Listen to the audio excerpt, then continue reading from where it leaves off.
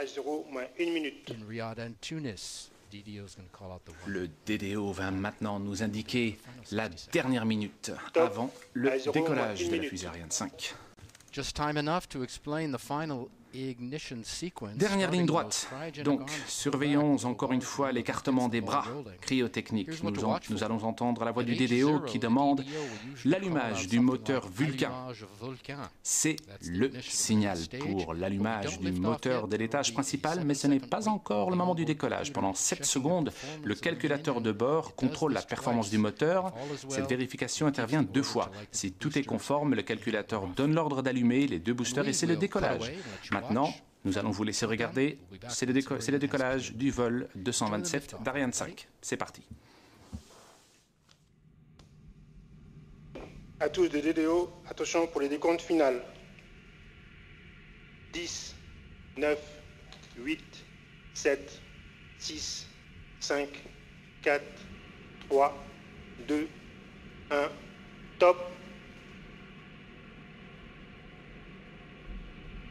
Allumage Vulcain. Allumage EAP, décollage.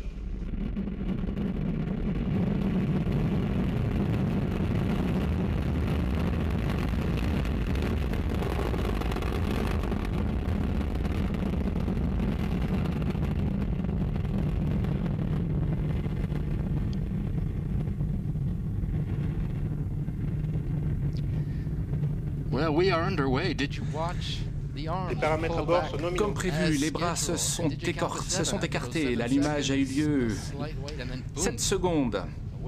Et puis, Ariane a entamé sa mission, décoller de Kourou dans un son et lumière à l'heure prévue, 18h34, exactement avec ses 2 passagers, Arabsat 6B, connu également sous le nom de Badr 7, et GSAT 15.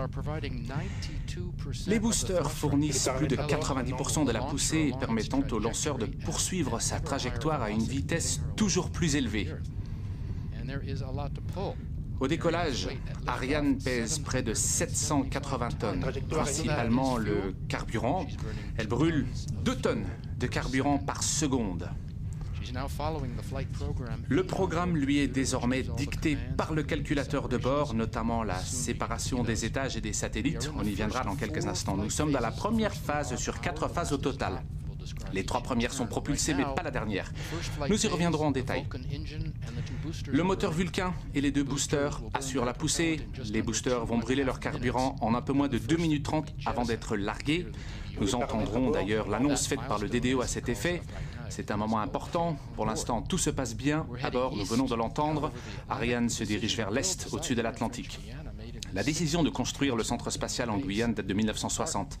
La France a choisi la Guyane notamment pour sa proximité avec l'océan, tout simplement afin d'effectuer des lancements au-dessus de zones non habitées.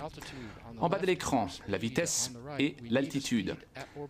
La vitesse au moment de l'injection sera d'environ 9 km par seconde et l'altitude d'environ 1000 km pour le premier passager Arabsat. Donc surveillez bien ces chiffres.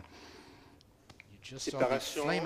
Nous venons Montage d'accélération d'avoir accompli. confirmation de la séparation des boosters, vous les voyez,